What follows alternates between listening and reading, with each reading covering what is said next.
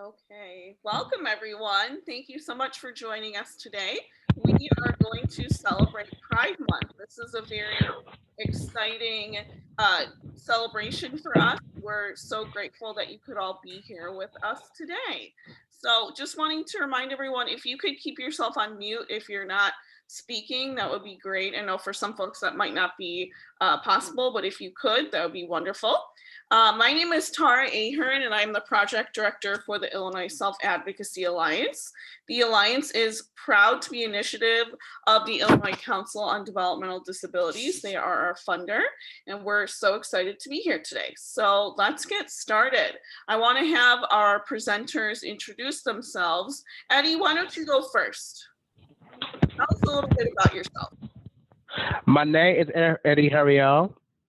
I am Black and I am gay male and a Christian man. I am a singer and I'm part of the Proud Included former ambassador for Proud Included. Wonderful. Yeah. So. Awesome. So I'm happy to be here today. So. All right, Elaine. Hello, I am Elaine Kolb. I'm one of the, I'm always an oddball, and I'm from West Haven, Connecticut, so I'm not in Illinois like most of you. But anyway, description. I am a fat, old, ruddy white dyke driving a power wheelchair, flying a rainbow flag.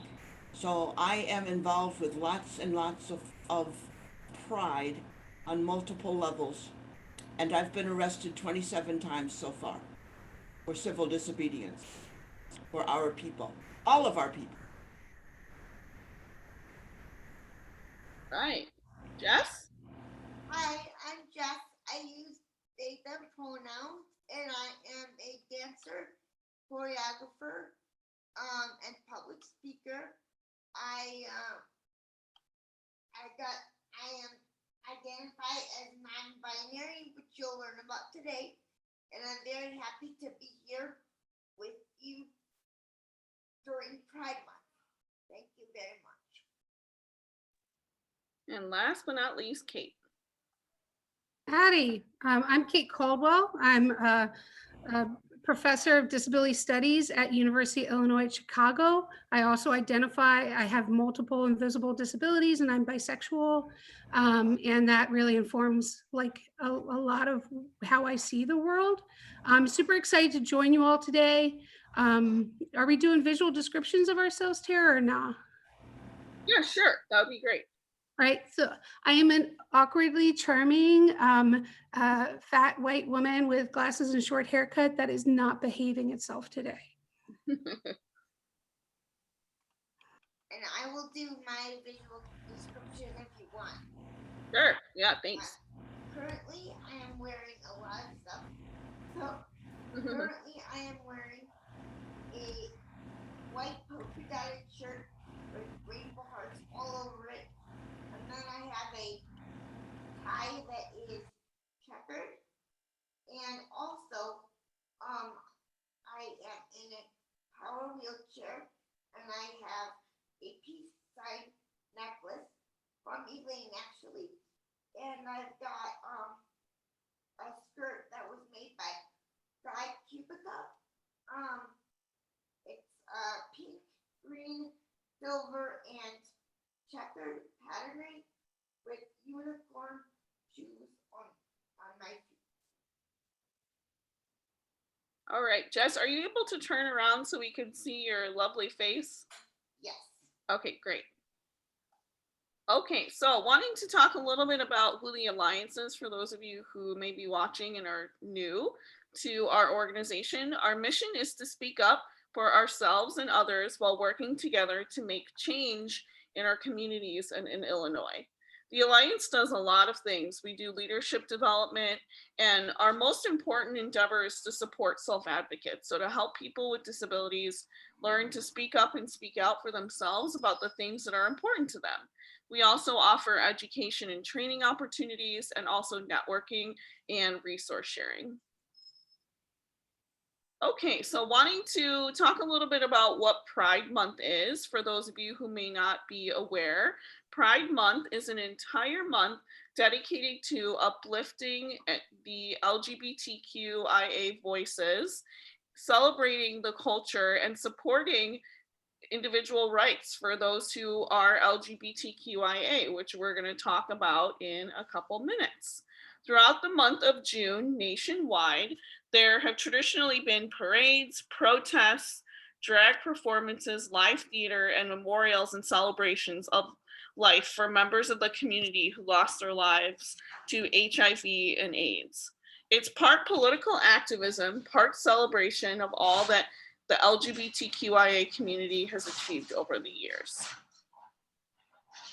All right, so does anyone want to talk a little bit about this graph, these two graphics, and just describe them?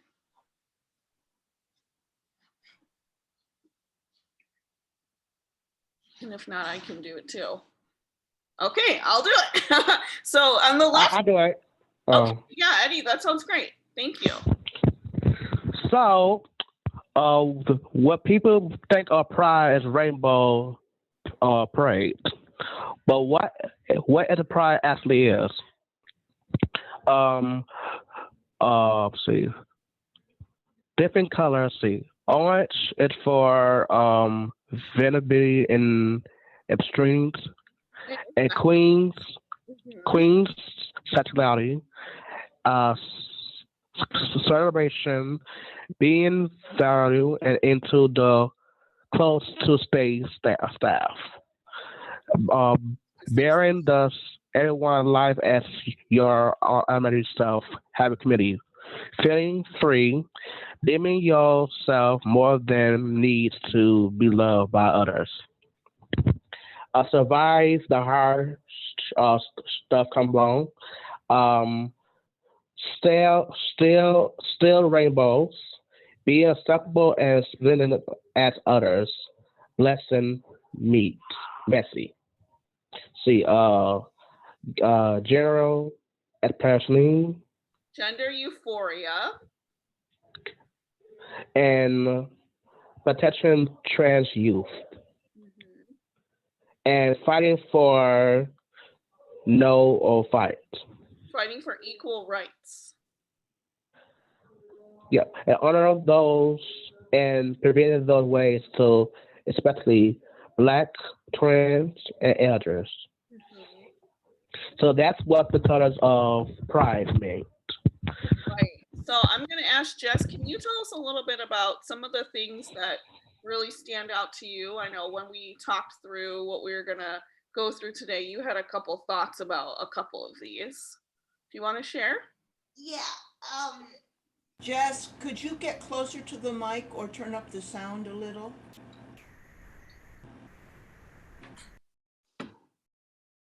Can you hear me now? Yep. Okay. So, for me, non-binary was mentioned, as I mentioned now, but for me, gender euphoria is not feeling comfortable in the way I present myself. With non-binary, either in my different people explain it differently, but for me, gender dysphoria is a big deal, and it basically means that you don't feel right until you dress how you want to dress. So some days I could feel more masculine than others. Some days I could feel just neutral, like not a gender at all. And then some days I could feel more feminine, and oftentimes I feel both in one day. So that's what that's just an example of what non-binary means and what gender dysphoria could look like, but everybody experiences it differently. And I know that a lot of trans people experience it if they were born male and then want to become female, or female and want to become male. Mm-hmm. So that's how I see it. Right. So then gender euphoria would be really feeling at home in yourself, right? No matter how you identify. Absolutely. Yes. And if I can add to that, one of the problems that we've seen in the LGBT and the disability community has been this sort of pathologization, we call it, of our identities, right? So like seeing them as a disorder or as something that's wrong that needs to be fixed. And so gender euphoria kind of flips the lens on that and says, you know, it's not that we're wrong in any way. It's just that we're trying to celebrate our authentic selves. And so it's kind of pushing back against that as well. Thank you very much, Kate. That's how. Yeah. Okay. So LGBTQIA. So these are some acronyms, and we want to be mindful that not everyone may be aware of what these mean. So I wanted to just go through these to make sure that we're all on the same page. Does anyone want to read through these? I will. Oh, Eddie. So Eddie, you read through the last one. So let's give someone else an opportunity. Kate or Okay. would either of you want to read through these? Okay, I'll read through them because I'm Okay, so great. old that a lot of these are relatively new. Thanks, Kate. Or Elaine. Sorry. Thanks. Back when I was first coming out and stuff, all there was lesbian, gay, homosexual, and other things that were not nice. And queer was not considered cool. So we reclaimed queer. But anyway, what we have here is lesbian, gay, bisexual, transgender, queer or questioning. I is intersex, and A, asexual. Okay, so now lesbian. A woman who is sexually attracted to women. Gay. A man who is sexually attracted to men. Bisexual. Someone who is attracted to their own genders or other genders. Pansexual is being attracted to someone regardless of their gender. That's pansexual. Pansexual. Yes, I'm sorry I don't have my glasses on and I don't have teeth. So pronouncing things is complicated. I've just had a whole lot of teeth out. So I volunteered to do this and then I realized, oh dear, I can't pronounce things well. Would you like me to take over or you want to? That's okay. Pansexual is being attracted to someone regardless of their gender. Transgender, a person whose gender identity, expression, or behavior is different from those typically associated with their assigned sex at birth. Queer, an umbrella term for those who wish to not categorize sex, sexuality, or gender. I'm really queer. Intersex, a person who was born with a reproductive or sexual anatomy that doesn't fit the typical female or male, typo, female or male definitions. Little typo there for correction. Asexual, someone who does not experience sexual attraction. Yes, thank you. Thank you so much, Elaine. Okay, so here we have the pride symbol, which is the rainbow flag. It was created by artist Gilbert Baker in 1978 and is used as a symbol of pride. So here we have a little explanation of what each color means. So red is symbolic of life, orange symbolic of spirit, yellow is sunshine, green is nature, blue represents harmony, purple is spirit, and hot pink was included to represent sex, and turquoise to represent magic and art. So you may have seen in recent years or months different pride flags that are coming out, and that is really exciting that different communities have, kind of created their own flags. So when you receive the PowerPoint for today's presentation, there is a link to where you can check out other pride flags, and we encourage you to do that. So here on the screen, we have a little graphic, and it says, it takes no compromise to give people their rights. It takes no money to respect the individual. It takes no political deal to give people freedom. It takes no survey to remove repression.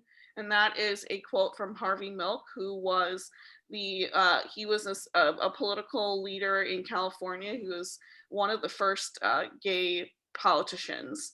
And then the photo has different hearts on the left side in different colors.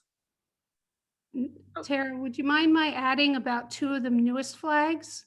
Please. The Philadelphia Pride flag added a black stripe for those whose lives have been lost, in particular because of those we lost in the HIV/AIDS crisis, but also the Black trans people that have been killed recently, and also in commemoration of the Pulse nightclub shooting. And a brown stripe was added to highlight people of color in the LGBT community. And then there was the Progress Pride flag, which you might have seen, which has a triangle on the side that includes the trans flag colors of aqua, white, and pink, as well as that black and brown stripe. That's great. Thank you so much. Okay, so now we're going to pivot to talk about some historic highlights. And again, we want to make sure that we have time today to hear from our panelists. So we do encourage all of you to do some research on your own. These are just a few touch points that we wanted to highlight. So in the photo here, we see we see a lot of individuals and they are protesting. One is holding a sign that says Queer Nation, and one is holding a sign with a photo of, it looks like, is that Ronald Reagan, George Bush? We're here, we're queer, get used to it. So these are a bunch of folks protesting. Throughout history, being gay was a crime, often punishable by death and later imprisonment. Gay people could be discriminated against at work and refuse service in the community. And we know that in a lot of places, this is still happening. Discrimination is still alive and well, unfortunately, and people are still being refused service by different businesses. We did want to highlight this because, in just a few decades ago, legally people were, they could be fired from their jobs with no recourse, right? So people were often harassed, injured, and many were murdered. And again, we're still seeing that today. People have been organizing since at least the 1920s to advocate for their rights. And then on the right side here, we see people protesting, and looks like they're marching, holding a sign that says lesbian and gay rights are human rights. And then on the bottom, it says over 500,000 gay voters will not be misrepresented. And, I think that this kind of goes back to the work that we do in the disability advocacy community, and really wanting to be more intersectional and really being mindful of all the different kinds of people that we're working with. Does anyone, Kate, Elaine, Eddie, Jess, do any of you have anything that you want to share about this particular slide? Yeah, there's one thing I wanted to add, and that is a lot of times people assume that we have employment protections for LGBTQ people. Like we have the ADA for disabled people, but that's actually not true. We don't actually have employment protection. So you can still be fired in many places unless there's a state law. There's like no federal law. And so you might have heard about something called the Equality Act that's going through Congress right now. And that would actually give employment protection for on the basis of sex and gender. And it's only recently that sexual orientation got included in Title IX protections. And so that's very recent. And so this is still something that our community has been working towards. And one thing that a lot of my friends who work in disability policy always say is that every policy issue is a disability issue, right? And this one is as well. And I would like to add that about a year ago, exactly to the day, just a few days ago, it was commemorated that president a year ago, some law for employment was approved by government, but it's still an issue even though it has been approved. I been approved, so it's a big day, but until I see it happening or hear about it more, I'm sure it happened to some level, but not the level we want to see it happen. So. Yeah, and this is Elaine again. I just wanted to throw in that it wasn't that long ago. It wasn't until 1975 that they began to remove homosexuality officially as a mental illness. Up to that point, it was official. And a whole lot of people ended up in mental hospitals because they were gay, lesbian, bisexual, whatever. Homosexual was the term. And when I went to the University of Buffalo, 67 to 71, during that whole period of time, it was still considered a mental illness to be us. And it was only studied under abnormal psychology, abnormal. So one of the things that we have in common as people with disabilities and people that are LGBTQIA, XYZ, yabba dabba doo, I'm queer, that's me. What we have in common is that we are not considered real humans. We are not considered real citizens, and we do not have complete rights that others have that don't share our characteristics. But we share this as people with disabilities and LGBTQIA people. And that's part of why our pride comes together so powerfully.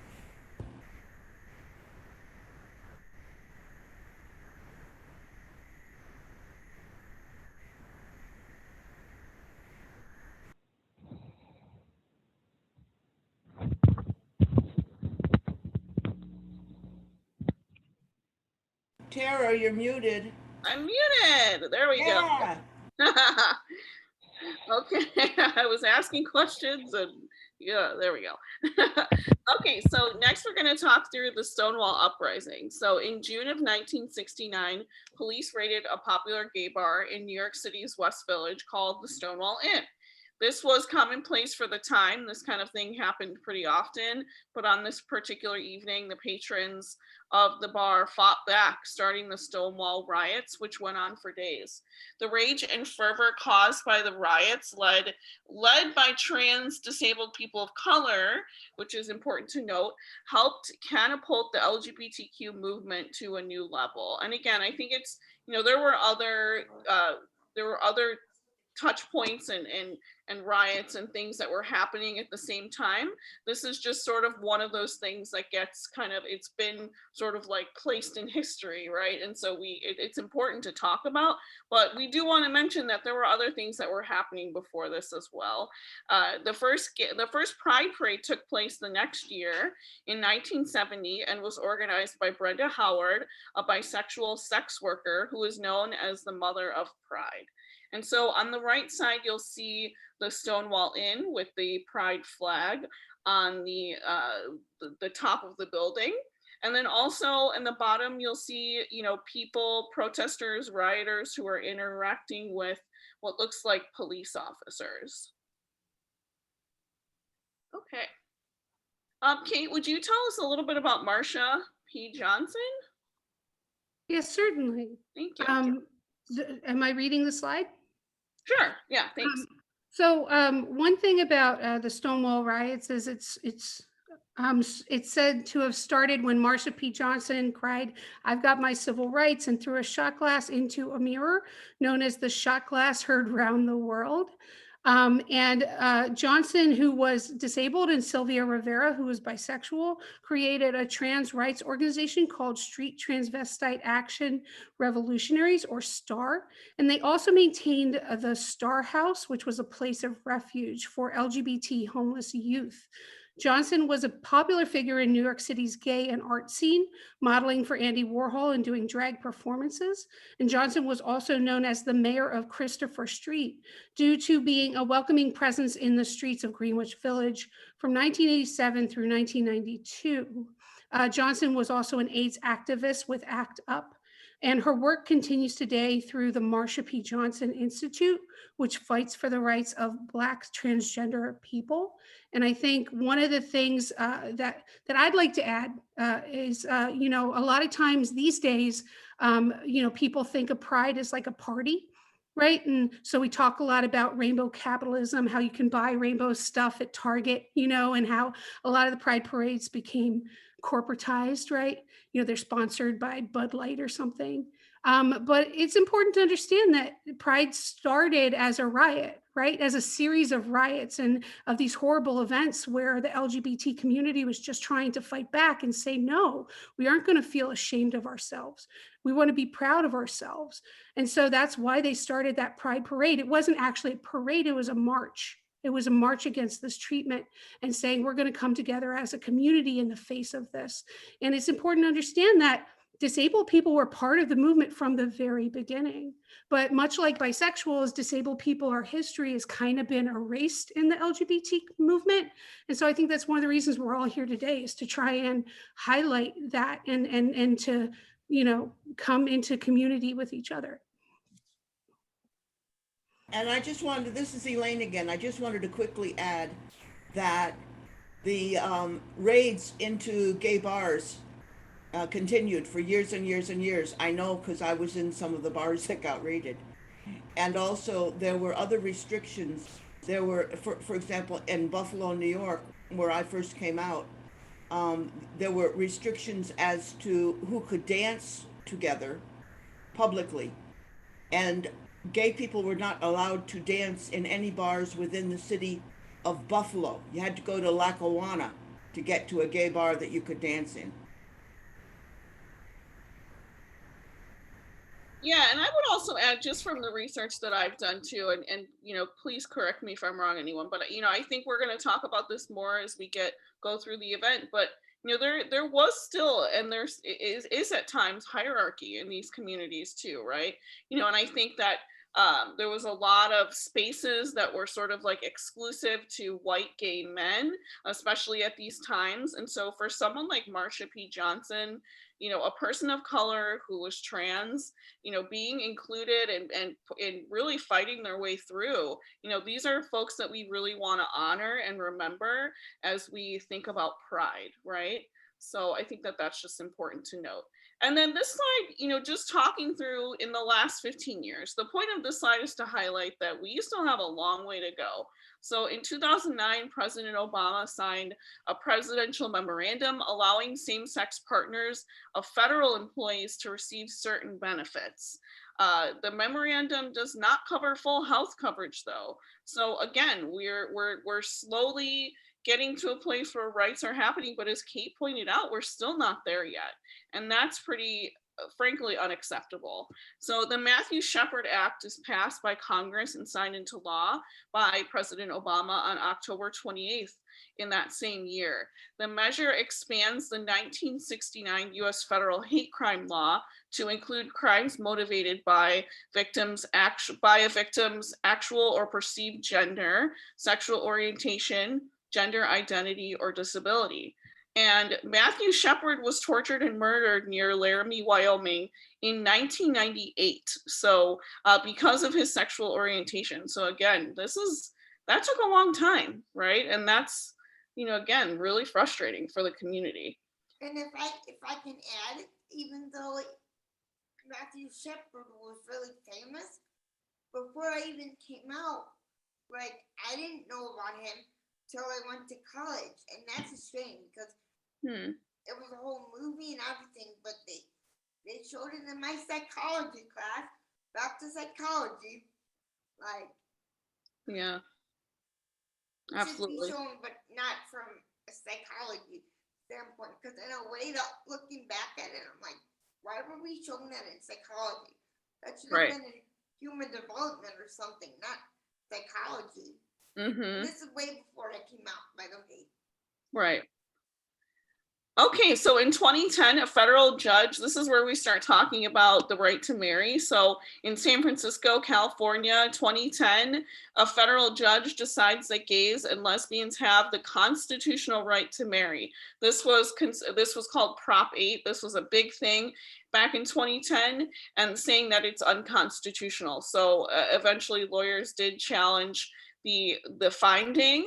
The US Senate votes 65-31 to repeal Don't Ask, Don't Tell policy, allowing gays and lesbians to serve openly in the military. And I know with the Trump administration, we had a lot of we were clawing our way there, and then there was kind of a landslide there with just some things that were happening during the Trump administration. So in 2011, President Obama states that his administration will no longer defend the Defense of Marriage Act, which bans the recognition of same-sex marriage. So it wasn't until 4 years later, with a decision by the US Supreme Court, which declared same-sex marriage legal in all 50 states.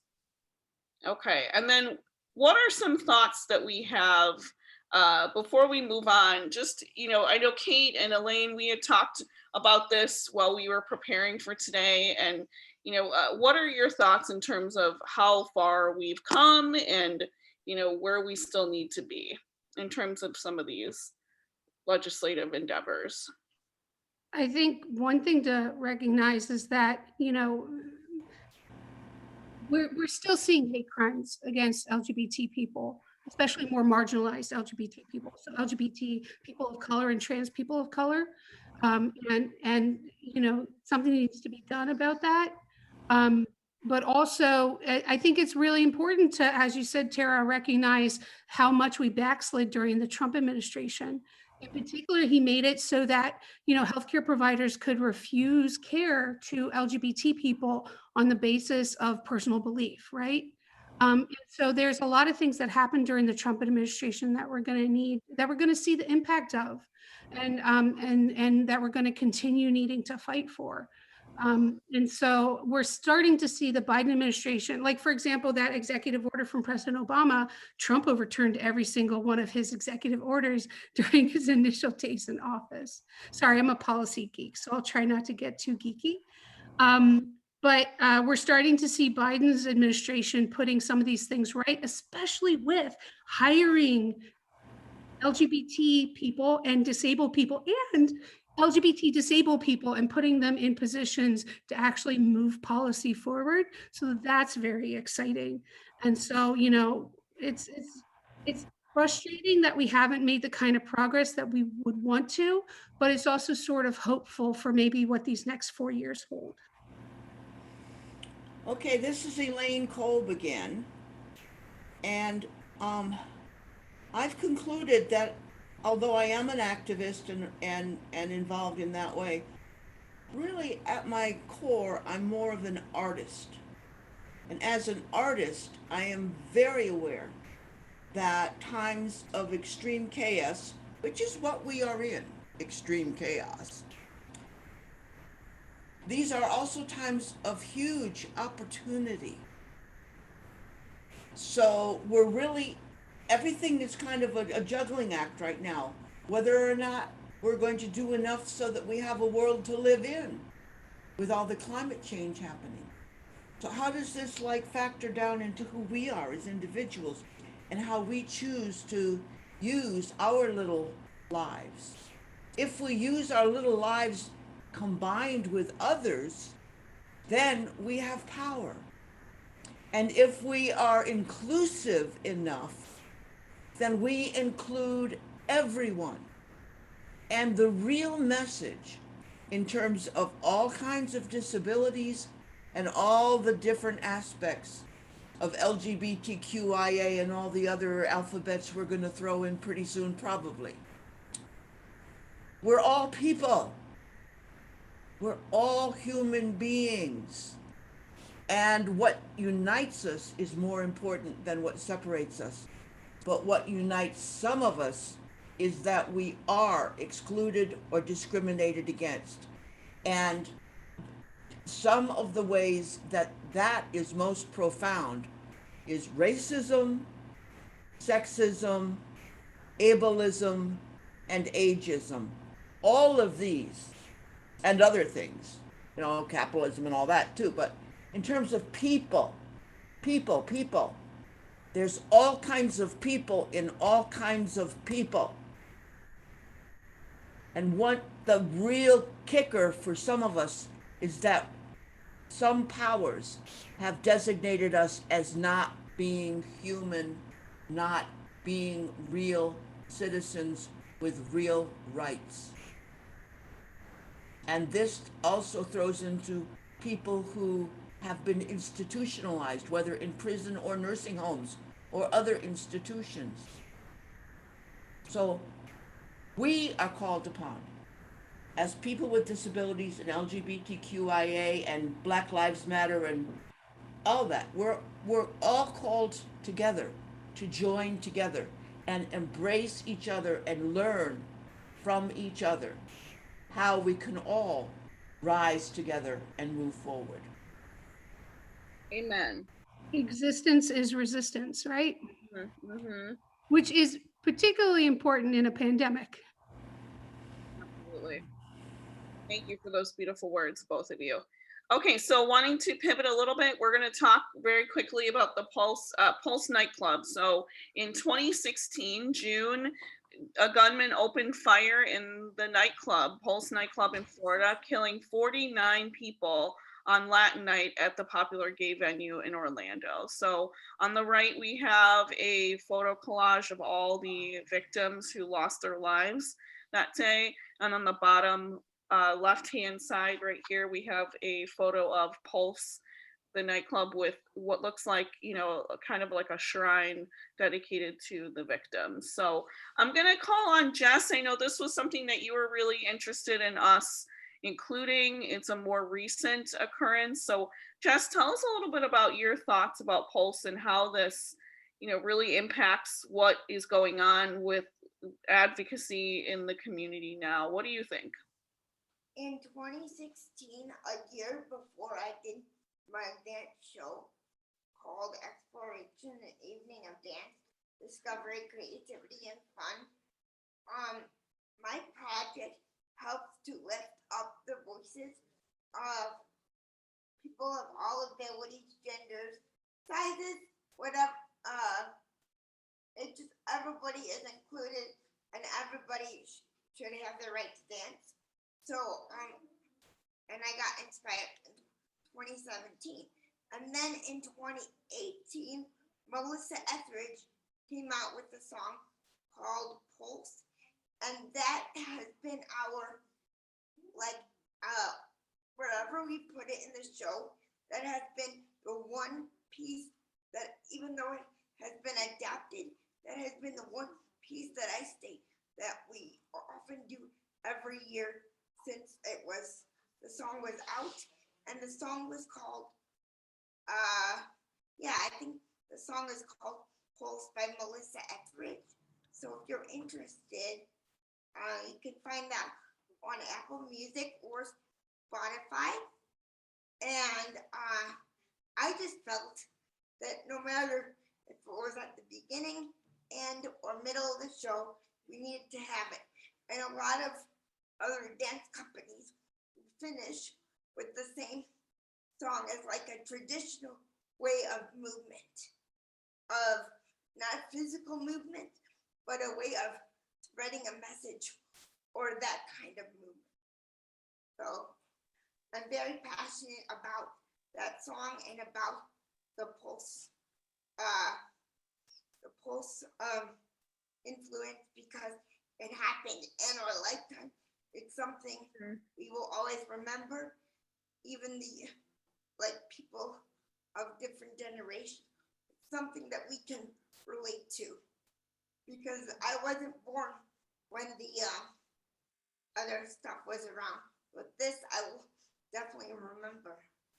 Right, absolutely. So that's why it was personable to me and very touching. So. Thank you. Okay, so some of the issues still affecting the community, and I want to hear from all of you. I'm just going to read through this, and then whoever wants to share. So, we've heard from a couple of the folks on today's webinar, discrimination is still alive and well. And this is something that we really need to actively be fighting. We know that there are political issues going on and issues that are being kind of like talked about in public space around bathrooms. And so this is really around people that are transgender using bathrooms. There was a lot of stuff that was coming out in the media and stories. And, again, this is just another way to exclude and to discriminate and to harass people, right? We know that there's issues with trans people participating in sports. And then Kate touched on this before, corporate influence. So this could be things like, businesses sharing their solidarity. I put that in quotes, like putting up a pride flag doesn't mean that you're a supporter of the movement, right? What are you doing behind the scenes? Where is your money going? Who are you hiring? We also have businesses like Chick-fil-A who, stand against the LGBTQ community by funding political groups that are against the Equity Act, and then also funding programs and services that are very anti-LGBTQ. So then we have performative allyship, which is people or corporations who kind of show or want to show that they're allies, but really it's just performative, that they're trying to kind of like show solidarity, but really what are they doing for the community other than like posting something on social media?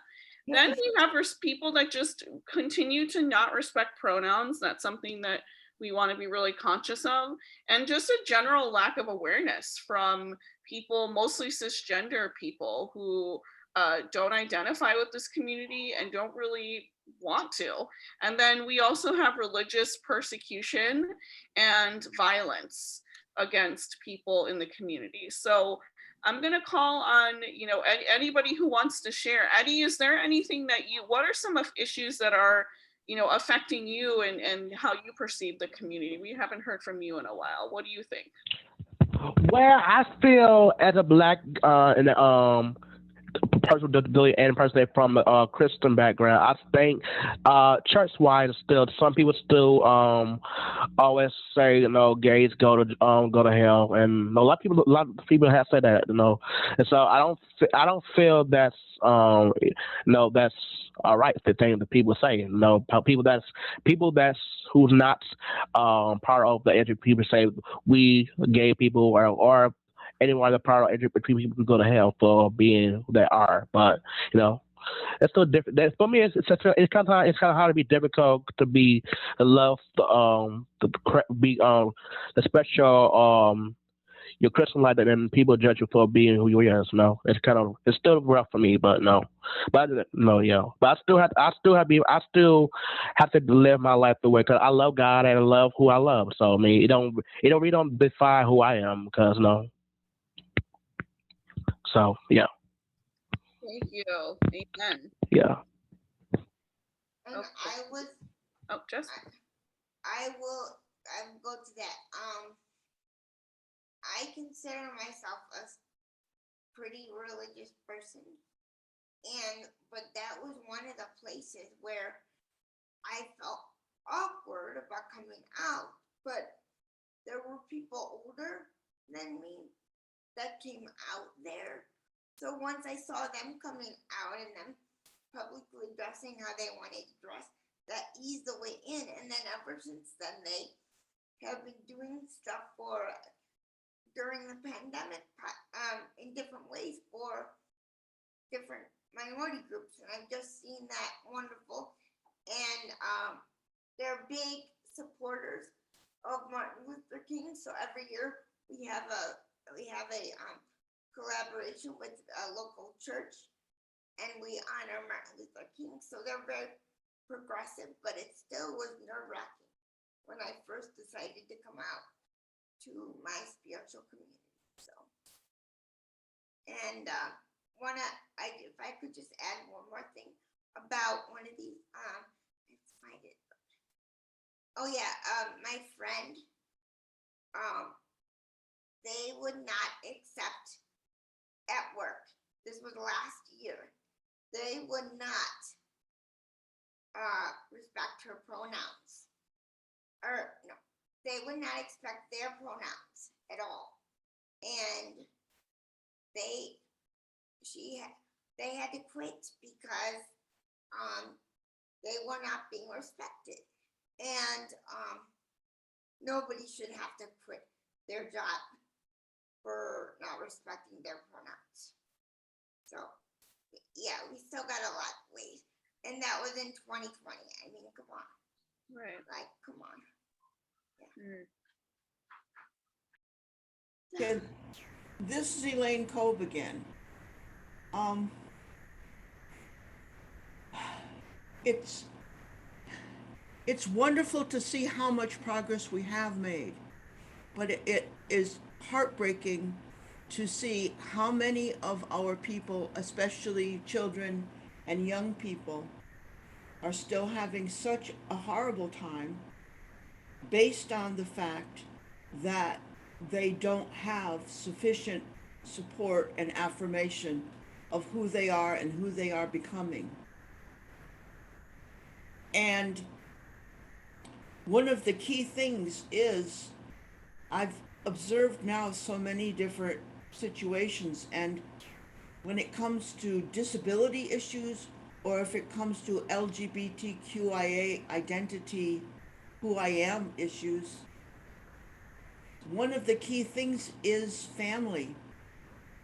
And it's still a horrible tragedy for so many of our people in all these different realms who don't have support from family and are being rejected and are running away and are being abused and misused and don't have a safe place to go. And then there's the new realm of bullying that's online. So my heart aches for all, especially young people or people that are emerging and coming into a self-awareness, seeking affirmation, feeling a sense of pride, wanting that. We all need to open our hearts some more and be prepared to receive and provide assistance to those that are suffering and really are seeking somebody they can talk to and be themselves with.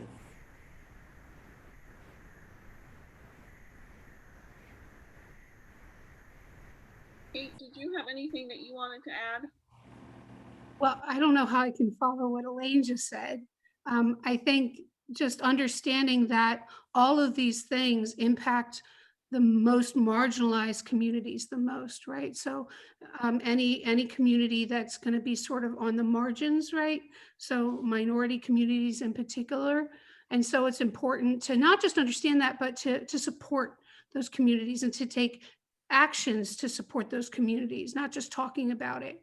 And earlier, when you were talking about that corporate influence and that performative allyship, one thing that we can do is to pay attention to sort of who we're supporting with our dollars, you know, and where that money's going. Like you mentioned, Chick-fil-A, they actually sponsor LGBT hate legislation, and they have for a long time. What is it? Why can't I remember them? They've got the Salvation Army. Salvation Army has horrible practices when it comes to hiring, or rather not hiring, LGBT people, right?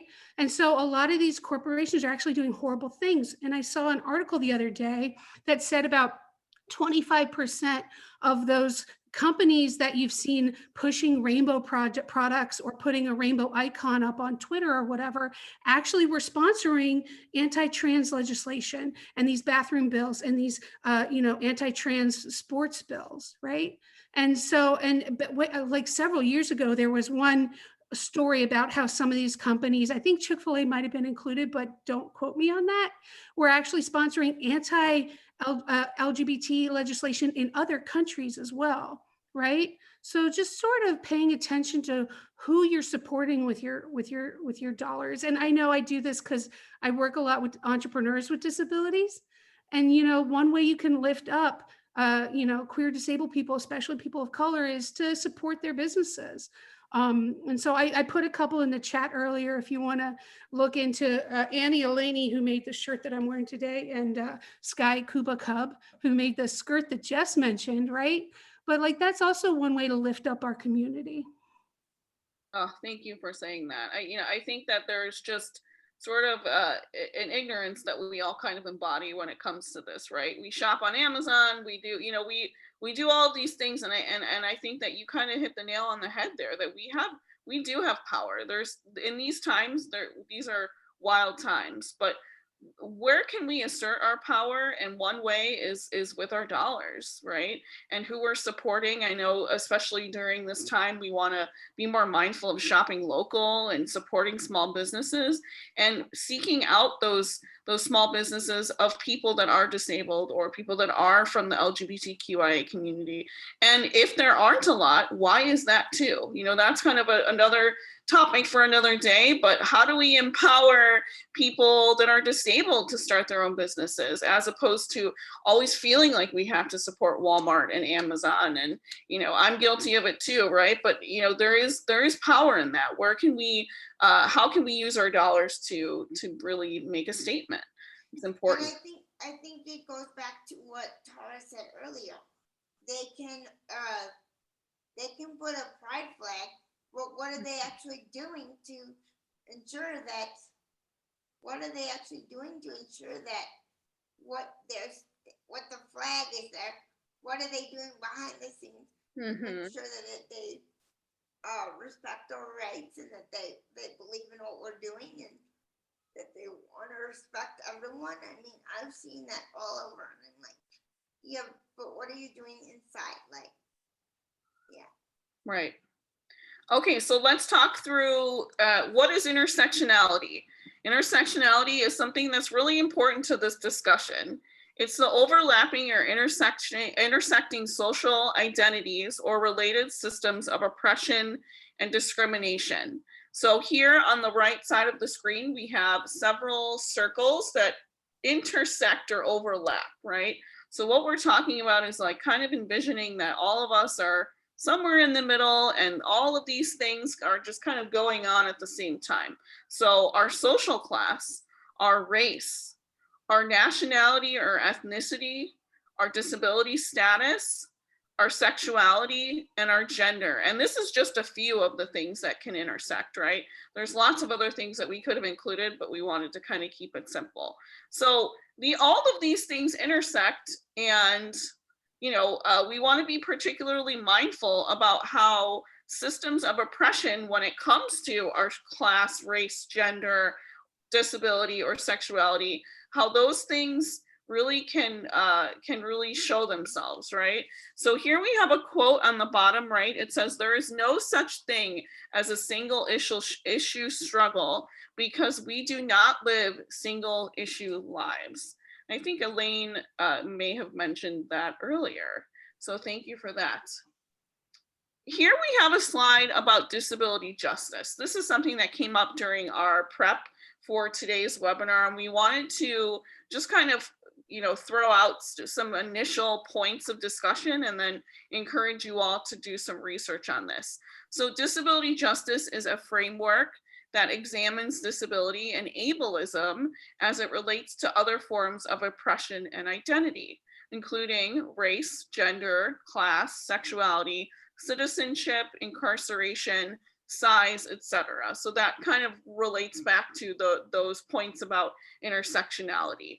And on the bottom, we have an incredible advocate named Stacey Park Milburn, who unfortunately is no longer with us. She said, "My life work is supporting disabled people of color community. Disability justice dreams got me here, and I'll continue banking on them." So this is just one of the things that Stacey taught us. There's a lot of really incredible essays and work that you can Google by Stacey and other advocates. I would encourage you to do that. So there's some fundamental touchstones of what disability justice is, and these are them. So we have intersectionality, leadership of those most impacted, anti-capitalism, which we kind of talked about a little bit, cross-movement solidarity, which is really important. So those are things like supporting Black Lives Matter and supporting the disability rights movement, and how all these things intersect, right? Wholeness, sustainability, cross-disability solidarity, interdependence, collective access, and collective liberation. So does any, Kate, you were really thoughtful about this. Anything that we want to add or leave folks with before we move on? I just want to say that Stacy was one of the most beautiful people I've ever known, and her loss is really a big loss to the disability and the LGBT community. But I think the beautiful thing about disability justice and the promise of it is it's really about moving people from the margins to the center, and it's actually driven by marginalized groups. And it's saying, you know, we're not going to be shy about demanding, you know, what we want and what we need to see in the world, and this change that should happen. And I think that's one of the most beautiful things about disability justice. It's also where it tends to like not make friends, because it sort of it causes people to have to check their privilege to be a part of the movement. And it makes people uncomfortable because it involves uncomfortable conversations, but ones that are needed. Absolutely. Yeah, and I would say that kind of leads into pride and racial equality. So this is a really important part of all of these conversations. So just some quick stats: 39% of LGBTQ adults in the US identify as people of color. Trans women are among the most vulnerable people in our society as a whole. The average life expectancy of a trans woman of color is 35 years. Okay, let's just sit with that for a second, right? And just wanting to mention that pride is not, just like the disability rights movement, is not immune to racism, ableism, and discrimination. These are things that we see in the disability pride community as well. The liberation of LGBTQ people must be coupled with the fight against sexism, ableism, racism, and other forms of unacceptable discrimination. So here on the top right, we have folks who are marching. They're holding up a banner that says "Queer and Trans for Black Lives Matter." And then another person has a sign that says "I'm Black, I'm bi, and I am proud." On the bottom, we have people who are using wheelchairs, who are marching in what looks like a parade or a march. And then they are holding up different signs. So one has a pride flag draped on them. So this is a great example of how we see, folks in the disability community supporting Black Lives Matter and vice versa. And then let's talk about pride and disability for a second. I want to start with this photo on the top right. And this is a photo of Judy Heumann, and we have a lot of Justin Dart. We've got who are considered the parents of the disability rights movement, right? So they're holding a sign that says "Injustice anywhere is a threat to justice everywhere."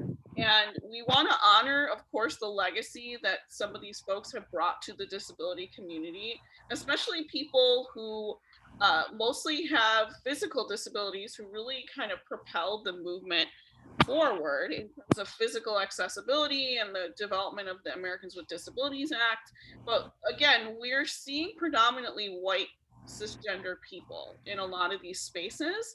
And I think that that's still true today in the disability rights community, that, as Kate mentioned, there's a lot of uncomfortable conversations that for me as a white disabled cisgender person, I have to check my privilege about the things that I have, the space that I hold, the privileges that I've had, right? And the things that I've been afforded to me because of those things that we talked about when it comes to intersectionality, and how it's my responsibility to make sure that I'm uplifting and supporting the people around me to make sure that they have the same opportunities, right?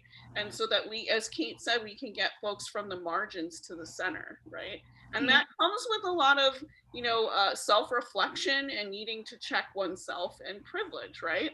So as disability rights leaders, we need to be intersectional too.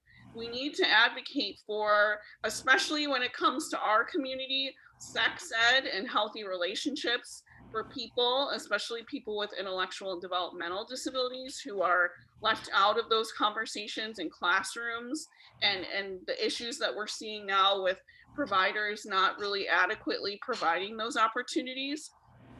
Opportunities to just be in relationships and to learn about healthy relationships when it comes to just, you know, friendship, romantic relationships, and sexual relationships, because those are to express oneself and be free from harassment. Lastly, the integration into the larger LGBTQ community through self-advocacy and event participation. So I want to call on Eddie for a second, because here we have on the bottom a photo of several individuals who are wearing beautiful garments from Rebirth Garments, who Kate mentioned before. And Eddie, this is a photo of you here rocking it. So I want to hear from you about your experience with Proud and Included, and how, you know, when you were in Proud and Included, one of the biggest kind of issues was that it can be really hard for disabled people who are LGBTQ to find inclusion in queer spaces. What are your thoughts around your experiences? Can you tell us a little bit? Well, me be popular, I learned be a lot of different programs, different events we've been to for people who are part of the LGBT member and people who have disability. And there's some events we've been to, I've been to, that people who have elected on disability. And they're also just like myself, and no, we all have disability, and we're part of the LGBTQ and the ambassador program. So me just learn about different people like myself, people that's transgender, lesbians, and people like myself. Yeah. So that's a great part of being part cool, that's to learn about everybody different lights of life. Yeah. So. Yeah. And learn how to speak up for other people too, and myself too.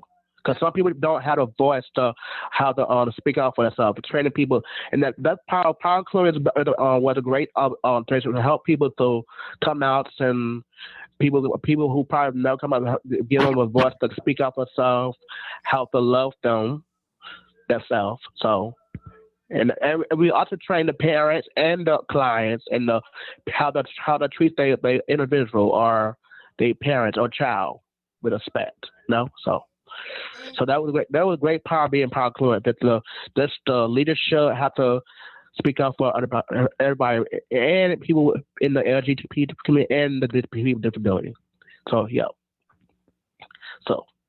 Yeah, I would say, you know, just to touch on that too, that again, you know, there needs to be intersectionality. None of these movements are perfect. And we don't want to necessarily spend a lot of time criticizing them, but at the same time, we have people with intellectual disabilities. Tara, we can't hear you. Oh, can anyone else hear me? I can hear you. Oh, okay. Very soft. Oh, okay. I'll try to speak up.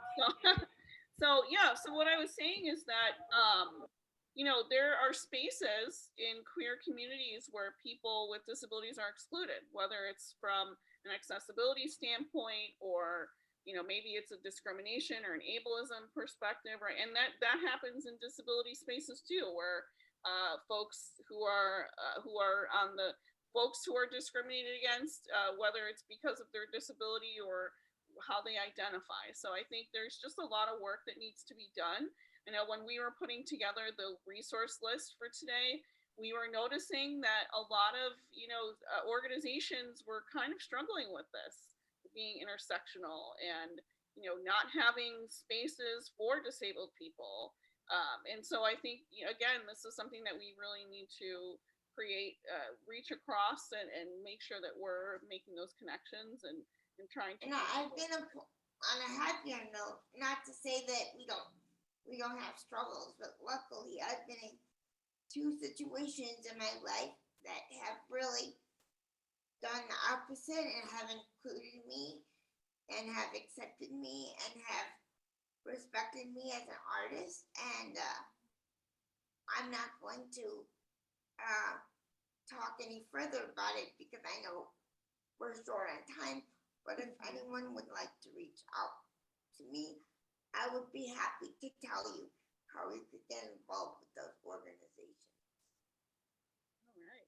So I don't have access to the chat, but if anyone would like to email me, maybe Tara, could you put my email in the chat for folks? Yeah, sure, of course. Okay. Okay, so as we I want to make sure we have time for some panel questions. So here is a quote that says, "If you embrace diversity but ignore disability, you're doing it wrong." So you can take out that word disability and then kind of insert, any one of these, things that we're talking about, that we really need to be more intersectional. And then here's a really cool picture that talks about LGBTQIA individuals with disabilities and how an inclusive and thriving community, what that looks like. So it's welcoming, engaging, intentional in creating accessibility. The spaces are inclusive. There's a focus on advocacy and people being open to learn and to do better. So I would encourage you to take a look at this, and if you're a provider, really in including these things in the way that you provide services to folks, and being more mindful about this. So as we're transitioning to the last couple minutes and thinking about, how can we be an ally? So for those of you who are maybe new to some of this information, or maybe those of you who are part of the LGBTQ community, part of the disability community, how can you be an ally to the people you support in your own communities, but how can you reach out to others in other communities? So we're going to ask you to share that in the chat. And as folks are sharing, we're going to move to our panel. And then also here's a list of some resources that we will send out with the PowerPoint presentation. So let's hear from the folks in the audience. So I'm going to ask a couple people some questions. So we have 20 minutes. So I want to be mindful with everyone in their responses. Just be conscious that we have 4 of you and we want to make sure that you all get to answer a question. So I'm going to start with Kate. Kate, can you talk about your research around bisexuality and the common spaces that bisexuality and disability hold? What are some key takeaways you can share with us today? Yeah, I think first and foremost, starting with, we don't really have bisexual research. There's 0 funding dollars that actually go to bisexual research, right? So I've done some like theory work around it. But one of the things that I think is most important to understand is, there's so many of our bisexual leaders have actually also been disabled people. And so one of the things that I see all the time, and also a lot of disabled people of color, who are active in the bi community. And so there's some conversations around disability that have been happening in the bisexual community for a long time in ways we don't see it in the rest of the LGBT community. And so I think that's really important. And it's also really like, it means that there's a lot that can be contributed to the larger community. But we have such a problem with things called bisexual erasure and invisibility, even though we now know that bisexuals are make up more than half of the LGBT community. Before, everyone was like, oh, there's such a small number, why even bother? But it turns out, no, we're actually the majority of the community. But because of erasure and invisibility, we haven't been seen or heard. We've been sort of removed from our own history. A lot of people don't remember that Brenda Howard was the mother of Pride. They don't remember that Sylvia Rivera was bisexual. Similarly, we see the same thing happening with erasure and invisibility in the disability community. A lot of people don't remember that Marsha P Johnson technically was disabled. Brenda Howard also was disabled, right? So these lines, they aren't like fixed, there's a lot of overlap, a lot of those intersections. And also, even though earlier we talked about, LGBTQIA, sexuality and gender are spectrums. They're also like socially constructed, right? We basically came up with them at some point. And there's a lot of blurriness, and it's okay to be a messy gay, right? And a messy disabled person. That's what makes us beautiful. That's what makes us rich human beings. There's a lot of people who identify as multiple different things. And it's so one of the questions is sort of how do we make space for that, but also how do we provide community? And one thing that I also want to talk about is, and let me know if I'm getting close to the end of my time, is there's a reason why there's so much disability in the LGBT community, right? Disabled people make up about 30% or a third of the disability community. That's a lot. And though we don't really talk about disability in LGBT spaces very much, why is there so much disability in the LGBT community? Because of poverty, because of violence, because of increased health and mental health problems that you have as a marginalized or disadvantaged person in society, the impact that that stress can have on your life, right? On not being able to find community, on having to live in the closet because you're worried about losing your job, right? All of these things affect our health and affect our mental health. And so we know, and that leads to disability in multiple formats, right? Especially the more marginalized you get, right? So among people of color, we're going to probably more likely see higher rates of disability, especially among bisexual people of color. That's some research that we need to do. That's not being funded. And I think I'm trying to figure a good way to sort of close this out. I mean, if you take away anything from what I've said today, it's sort of that we've always been here. We've always been part of the movement, and it's about recentering the movement, right? And finding community with each other. And so a great way to be an ally is to listen and to uplift voices that are not normally heard. Oh, beautifully said. Okay, Eddie, you're up next. So Eddie, tell us about how someone living in a group home, because this is something that you wanted to chat about, right? So someone that lives in a group home, how can they advocate for themselves when it comes to the way they dress, the way they identify, going out, living your life? What do you want to share with us? Excuse me. Well, firstly, Excuse me. Can you stop sharing the PowerPoint so I can see Eddie?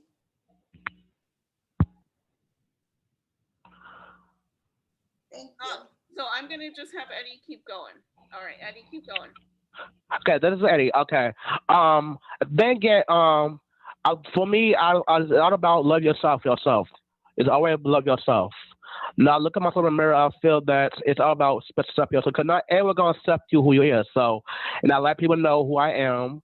Because I'm attracted to who I'm attracted to. But you still, first the key, you have to love yourself. Because a lot of people have the opinion to what they say. But at the end of the day, it's about what you might feel about yourself. So it's first thing you got to love yourself and appreciate who you are. So, and to be strong and just to always let people know who you is and not be afraid to express who you is. So I'm not a person that never be afraid to express who I am sexuality as a gay black man and Christian. Everybody know me. I'm a helping person. I know I'm good, and I'm a loving person. So and I love singing. So everybody know about I'm open to going people. I help people. So I just say people you just be yourself, and that's all you do and love yourself. And the first thing you do, yeah. Yeah. And I think also, you talked before about speaking up and speaking out and advocating for what you want and need. Can you tell us a little bit more about how people with disabilities can do that when it comes to their family or their staff? What are your thoughts? You have to tell your parents or staff how you feel, what you want. Because everybody don't like the same stuff like you people. We as people with disability and people they all have different their needs of sexuality. They all have their needs. Everybody have what they want. So I feel that parents and staff respect their wishes and they ask them what they pronounce or what they want. Instead of always to assuming, to ask and always support them. Yeah. So. Thank you. Okay, Jess, what are some ways that allies can support people in the LGBTQIA plus community? Okay, well, first I want to apologize to Eddie. I was just trying to see him better and I couldn't see him. I wanted to hear all he had to say, but I wanted to see him. So I apologize for interrupting. But anyway, and I believe you have a lot to say because I have a lot of similar problems with sometimes my assistants not respecting my pronouns and things like that. But to get back to your question, Tara, for example, Chick-fil-A, I know we keep using them that as an example, but that besides us not going there, they shouldn't even be, in my opinion, they shouldn't even be doing this in the first place. We shouldn't have to boycott places just because they're being mean to our community. Like, that's just not cool. And stuff like that. So for now, I would say don't go to these places, but I hope someday in the very near future that people will just accept and we won't have to stand for what we believe in. It just come natural and be part of the human experience instead of having to boycott all these things with different things. So a way to support us is to kind of going back to earlier, purchasing clothing through small businesses, or in this case, boycotting in a way places that don't accept us, because we're not going to get very far unless we start doing those things. And actually, I have an Amazon card that I've had for like over a year now, and I haven't spent much because of that. They don't always include us. So, but I hope one day in our lifetime, we won't have to worry about that.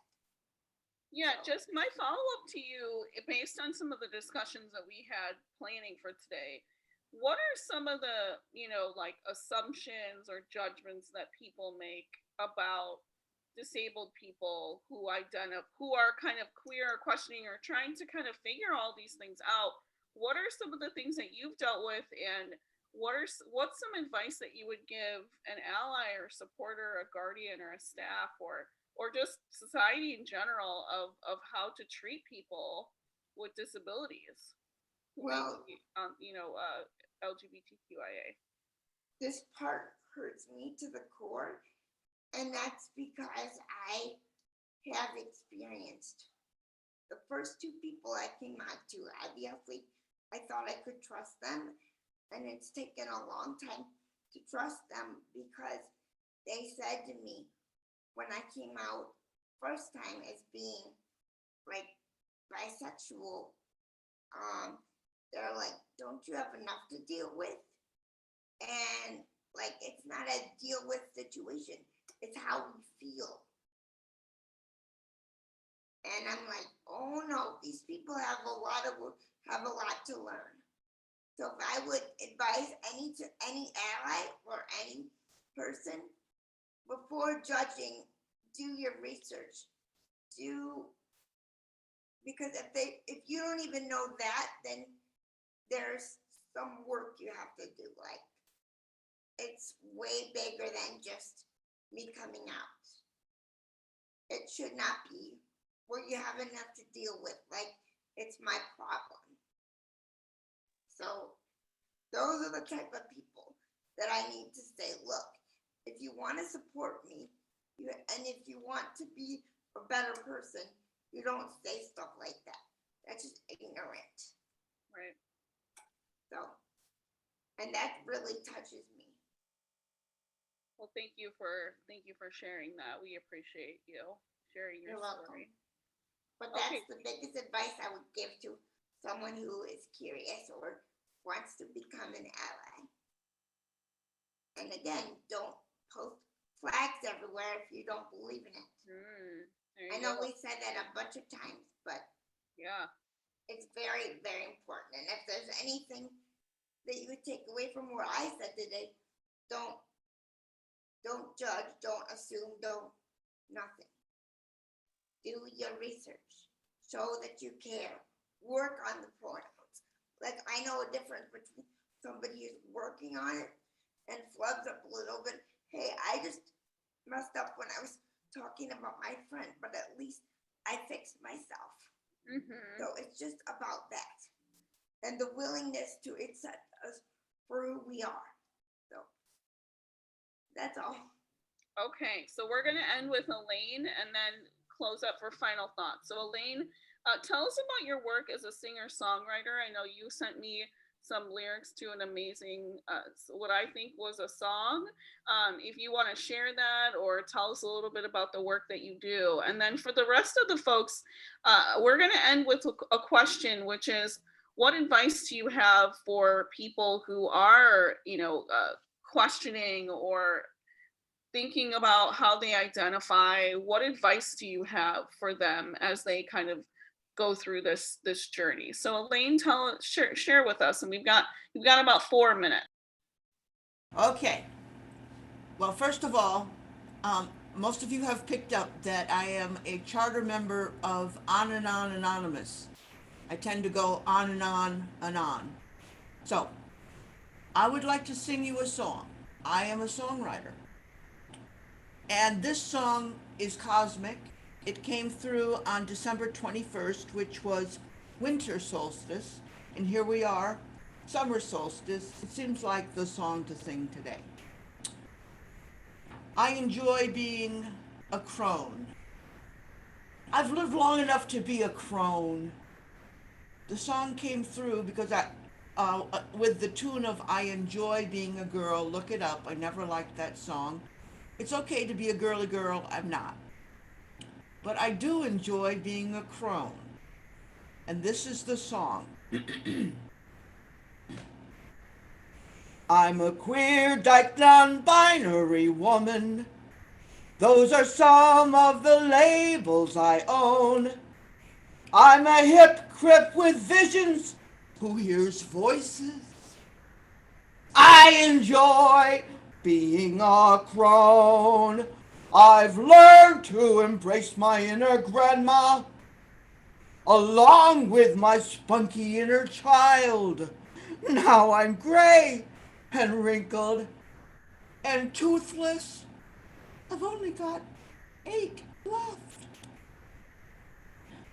While inside I'm still juicy and wild, I know that my spirit lives forever. I'm glad that we're really not alone. I'm thankful to be here and then hereafter.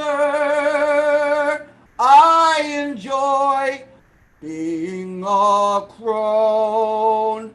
I love being in the crone zone. I enjoy being a crone. If you make it, you'll enjoy it, trust me. Ooh, that was amazing. Oh my gosh. Thank you so much, Elaine. That was really wonderful. Well, I'm going to send you a bunch of songs. You can share them with everyone. That's what I do. I share everything.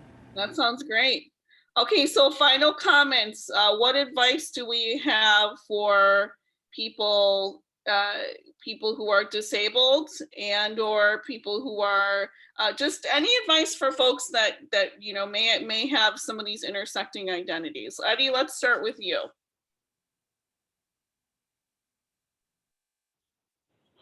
Well, I said people that's they all different colors and people are different religion. Just love yourself and keep on doing what you do to make yourself happy. Yeah. So and always let people know what you love. So respect them. Yeah. So. All right, thanks, Eddie. Jess? Just surround yourself with people who care about you. And unfortunately, what I've learned throughout this process of having a disability and then coming out twice, just be surrounded by people that care about you and believe in you, and let the rest go. And if you think that somebody is going to get better, just give them time and they'll get better. Sometimes they just need practice with certain things, such as pronouns, etc. So you can tell a difference between somebody who is genuinely making a difference and then somebody who makes a mistake, and then somebody who's completely just totally not good for you. Okay, thanks, Jess. All right, Elaine, we've got 1 minute. 1 minute each for Kate and Elaine. I just want to encourage everyone to look into and research indigenous cultures, because it didn't get mentioned today, and I always notice what's left out. And indigenous cultures are the greatest source of true inclusion of people with disabilities. And I mean, two-spirited people are appreciated and considered, honored in some cultures. So, and there's up to 5 genders that they've come up with in some indigenous cultures. So look into indigenous cultures. It's really the key to how we're going to come through all of this. Thank you. Kate?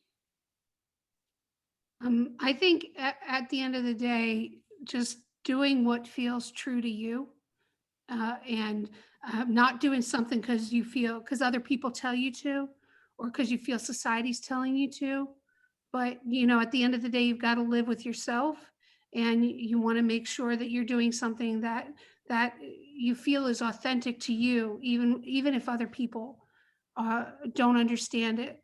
And that's also partly, I think, how we find community, is finding people that accept us for who we are, as we are, and not asking us to change who we are just to fit in with their community, right? So I think it's really just, and sometimes, pride isn't easy, but it still feels a lot better than trying to be something you're not. All right, and then just to refer back, check the chat. So we had a lot of really great conversation going on in the chat, and some of the suggestions that were offered before were supporting policy. So I think you said, Kate, is it the Equity Act or the Equality Act? I want to make sure I get this right. The Equality Act. And Equality Act. I apologize. I said equity before. Oh, okay, so supporting the Equality Act, and this is something that the Alliance will be sure to share with folks on our listserv, so follow that, and then also just do the work. Ask yourselves the hard questions. What can you do in your own spaces and communities to push yourself and push those around you to be more inclusive and center folks that have been marginalized? Thank you, Elaine, for bringing up Indigenous populations. I apologize for missing that. And just, really taking the time out to be more inclusive and educate ourselves. I want to thank all of our lovely, amazing panelists for their time and efforts today. Thank you, Eddie, Jess, Kate, and Elaine. We adore you. Thank you so much. If you have questions or comments about today's event, please feel free to reach out to me. My email is kara.advocacy@gmail.com. And if you'd like to sign up for our listserv and get more information, you can feel free to email us info@selfadvocacyalliance.org.